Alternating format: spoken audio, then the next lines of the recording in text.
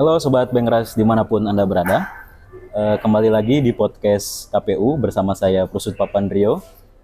Hari ini kita kedatangan tamu istimewa, tamu dari rumah sendiri, yaitu Bapak Oyang Estebinos selaku Ketua Divisi Sosdikli Parmas dan SDM. Pak Binos, sehat hari ini Pak? Alhamdulillah. Alhamdulillah. Terus, walafiat. Saya baru pertama kali ngobrol sama Pak Binos ini. Biasanya apa? Biasanya biasa kita chat-chatan Pak. Baik Pak Binos, untuk hari ini tanggal 16, meskipun secara tanggalan merah nih Pak, Ya betul. tapi di KPU tetap hitam Pak. Kira-kira agenda apa sih Pak di hari ini itu yang dilaksanakan sama KPU? Oke, hari ini agendanya itu adalah rapat koordinasi untuk persiapan pembentukan KPPS, kelompok penyelenggara pemungutan suara Oke. yang akan bertugas nanti pada saat pemungutan suara berlangsung, yakni tanggal 27 November 2024. Di rakor kita undang teman-teman PPK, kita undang teman-teman PPS, totalnya itu sekitar 225 orang. Oke. Untuk mereka bisa mempersiapkan besok mulai rekrutmen ya. PPS. Oke. Jadi hari ini rakor. Oke, kalau untuk terkait schedule Pak, schedule pembentukan KPPS ini berarti sudah dimulai saat esok hari pada saat pendaftaran ya Pak. Mungkin bisa dijelaskan kepada Sobat Bengras sekalian Pak, tahapan apa aja sih untuk terkait dengan pembentukan KPPS ini? Oke, betul bahwa mulai besok tanggal 17 September sampai dengan tanggal 28 September ya, betul. kita buka pendaftaran untuk petugas KPPS. Jumlahnya secara keseluruhan itu ada 10.234 orang. Oke. Yang akan nanti kita tempatkan di 1.462 TPS, termasuk satu TPS khusus yang ada di lapas. Jadi masing-masing per TPS itu nanti akan ditugaskan sebanyak 7 orang. 7 orang, baik. Itu belum termasuk nanti kita tambah juga petugas ketertibannya. Oke. 2 orang. 2 orang. Sehingga total nanti tiap TPS itu menjadi 9 orang. 7 petugas KPPS, 2 petugas ketertiban TPS. Oke. Jadi 7 untuk KPPS, 2 untuk petugas Keamanan. ketertiban TPS. Jadi total ada 9 tiap TPS. Oke. Untuk angka sebanyak 12.000, sekitar 12 ribuan ya Pak ya? Plus petugas ketertiban itu jadi 12.000. Ada 12.000. KPU kesulitan tidak sih Pak untuk mengumpulkan 12.000 sekian gitu untuk menjadi anggota KPPS dan juga tugas ketertiban dan keamanan? Saya kira berkaca di pemilu 2024 kemarin ya, di bulan Februari, secara teknis ya kendala-kendala lapangan saya kira selalu ada lah. Tetapi secara umum kita bisa potret pelaksanaan rekrutmen KPPS di pemilu kemarin itu cukup berjalan lancar. Apalagi misalnya untuk konteks rekrutmen Pilkada 2024, jumlah yang kita perlukan itu juga setengah dari jumlah yang kemarin kita pakai pada saat pemilu. Sehingga kita punya harapan mudah-mudahan untuk rekrutmen kali ini bahkan jauh lebih mudah, jauh lebih lancar. Apalagi teman-teman PPK, teman-teman PPS juga masih banyak mereka yang kemarin bertugas di pemilu. Artinya dari sisi skill mereka sudah punya pengalaman rekrutmen. Dari sisi jejaring juga mereka sudah terbentuk. Dari sisi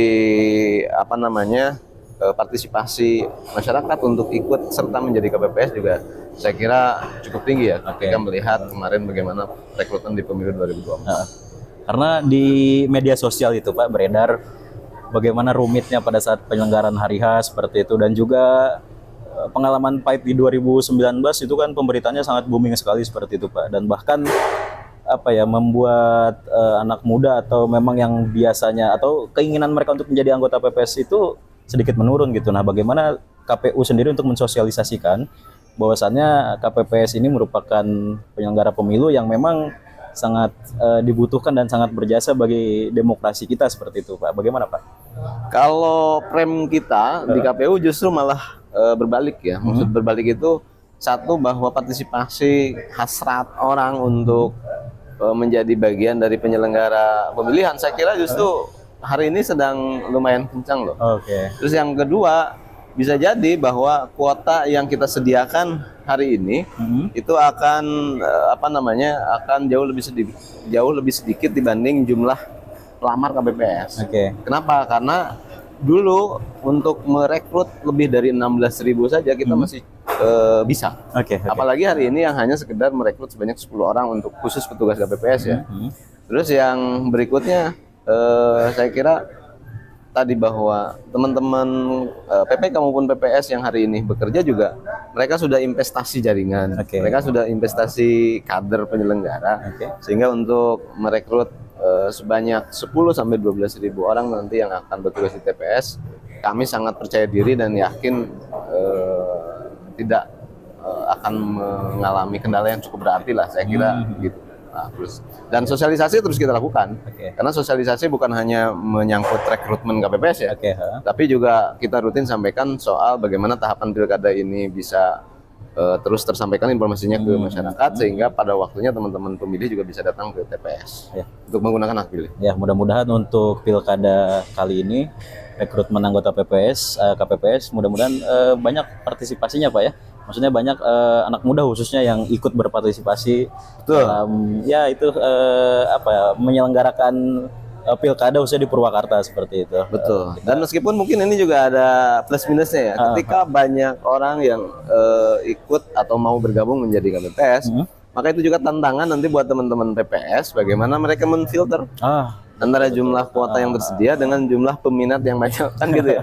Betul. Sehingga kami juga kemudian memberikan semacam guidance bahwa dari sisi usia kita prioritaskan yang 17 maksimal 55 tahun. Artinya apa? Ini dalam rangka mengupayakan bahwa nanti mereka yang bertugas di TPS adalah mereka yang secara fisik masih cukup energik, tenaga juga masih cukup kuat. Kekhawatiran peristiwa 2019 juga mudah-mudahan tidak terjadi seperti itu. Baik Pak, untuk rekrutmen anggota KPPS ini kan tentunya KPU pun melibatkan beberapa stakeholder ya Pak. Artinya KPU tidak bisa berjalan sendiri untuk menyelenggarakan ini semua gitu.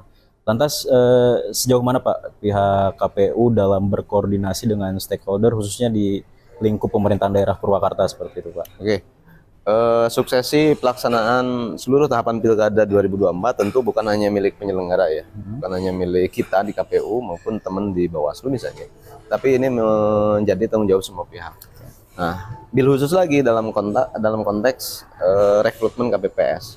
Nah, secara langsung bisa dikatakan bahwa yang terlibat kaitan dengan tahapan rekrutmen KPPS sebenarnya bisa dari unsur pemerintah daerah, karena punya kewajiban untuk mensupport juga dari sisi sumber daya gitu.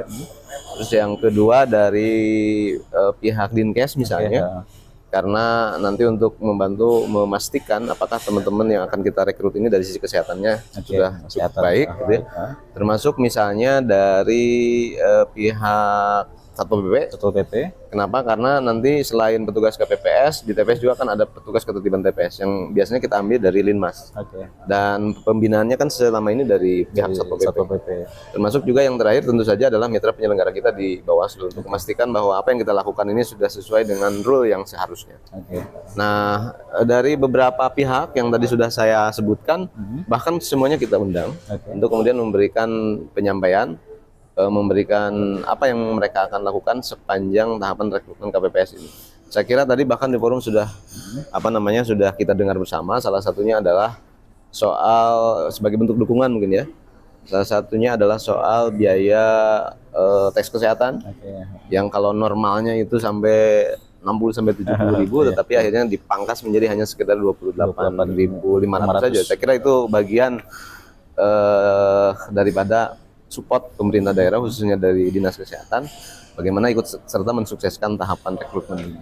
Baik, mungkin terakhir Pak, ada pesan khusus bagi Sobat Bengras yang esok tanggal 17 akan mengikuti atau akan mendaftar dirinya sebagai calon anggota KPPS maaf. KPPS ya, baik. Pokoknya untuk seluruh sahabat, teman Bengras, sahabat, teman pemilih, dan seluruh masyarakat Kabupaten Purwakarta, karena besok kita sudah mulai buka keran untuk pendaftaran KPPS, maka kami mengajak, KPU Kabupaten Purwakarta mengajak semuanya yang sudah memenuhi syarat paling tidak sudah 17 tahun, usia minimal pendidikan SLTA, untuk sama-sama mendaftar, untuk sama-sama menjadi bagian dari pelaku sejarah, sama-sama menjadi penyelenggara pemilihan untuk Bupati Wakil Bupati Kabupaten Purwakarta periode 2024-2029. Demikian halnya juga untuk pemilihan gubernur, wakil gubernur periode 2024-2009, sehingga nanti kita bukan hanya menjadi tercatat sebagai pemilih di TPS, lebih dari itu juga menjadi pelaku sejarah penyelenggaraan Pilkada serentak nasional yang kita tahu baru tahun ini berlangsung sepanjang sejarah Negara Kesatuan Republik Indonesia. Saya kira ini bukan kesempatan yang mudah. Betul. Ini kesempatan yang tidak setiap orang bisa ambil bagian dari momentum ini. Jadi sekali lagi waktunya dari tanggal 17 sampai tanggal 28, siapkan seluruh persyaratan dan dokumen pendukung lainnya, datang ke masing-masing TPS di tiap desa untuk mendaftarkan diri menjadi bagian dari keluarga besar KPU Purwakarta, untuk menjadi bagian dari keluarga besar KPPS di masing-masing TPS. Saya kira itu. Baik, terima kasih banyak Pak Binus atas waktunya. Menarik sekali bincang-bincang pada hari ini. Mudah-mudahan di lain kesempatan kita bisa berbincang-bincang lebih banyak lagi, Pak. Amin. Target kita pokoknya pengen apa yang sudah kita capai di pemilu 2024 kemarin. 84,4% dari jumlah pemilih yang ada di Kabupaten Purwakarta bisa ramai-ramai nanti datang ke TPS pada waktunya dan menggunakan hak pilihnya. Saya kira itu. Baik, betul. Baik Sobat Bengras dimanapun kalian berada, ingat tanggal 27 November 2024, ayo berbondong-bondong datang ke TPS, gunakan hak suara kalian, karena hak suara kalian menentukan nasib Purwakarta ke depannya. Terima kasih, saya Pusut Papandrio pamit undur diri. Bengras. Salam Bengras. Bebas riang gunakan hak suara. Terima kasih. Terima kasih. Assalamualaikum warahmatullahi wabarakatuh.